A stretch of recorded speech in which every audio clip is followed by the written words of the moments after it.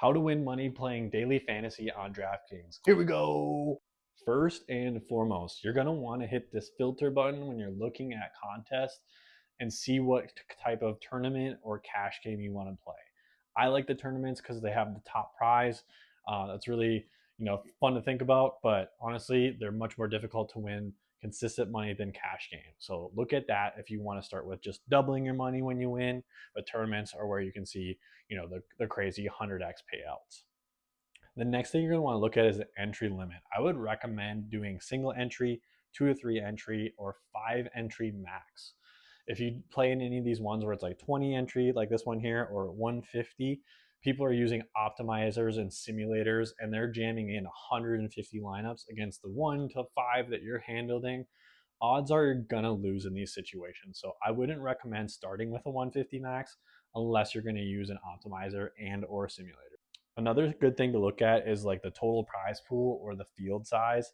I would suggest doing under 10,000 field size for sure, if not under 5,000. These ones where this one's like 88,000 people, especially with a 150 max, like you're kind of playing the lottery a little bit there.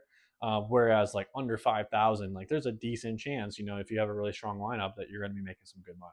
So a good thing to look at is if you're looking at an actual tournament, for example, this is a good one. This is for the showdown slate tomorrow. This is a 5,900 field size. This is a single entry and it's a $3. That's another thing. I would look at like the buy-in. There's some crazy ones on there. I would suggest if you're just starting, under $5 per lineup, ideally, just so you can get a good feel for it. But this is a good one.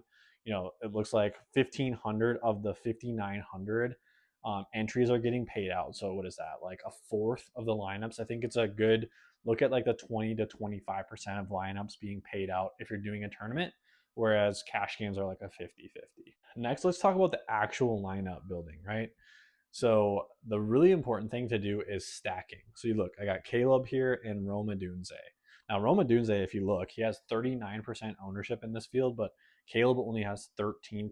So the combinatorial ownership is actually probably a little bit lower, right? Now, a lot of people who are playing Caleb are probably stacking with Odunze, but it's interesting to see that more people are just playing straight Odunze straight up without Caleb.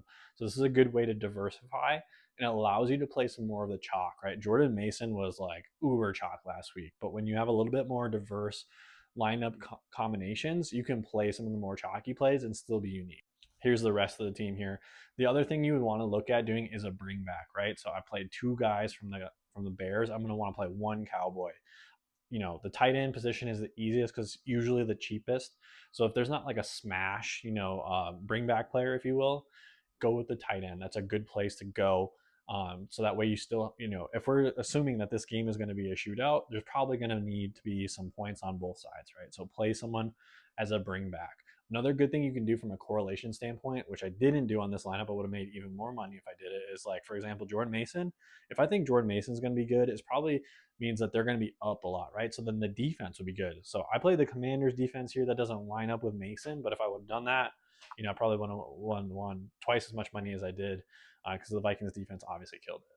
So that's the deal here, right? Look, I spent like $25 last weekend and I made $130. So it's not like the craziest amount of money you've ever seen. But if you can 6x your money, that's a good rolling for next week. So that's what I'd recommend starting with. Let me know what questions you have, and happy gambling.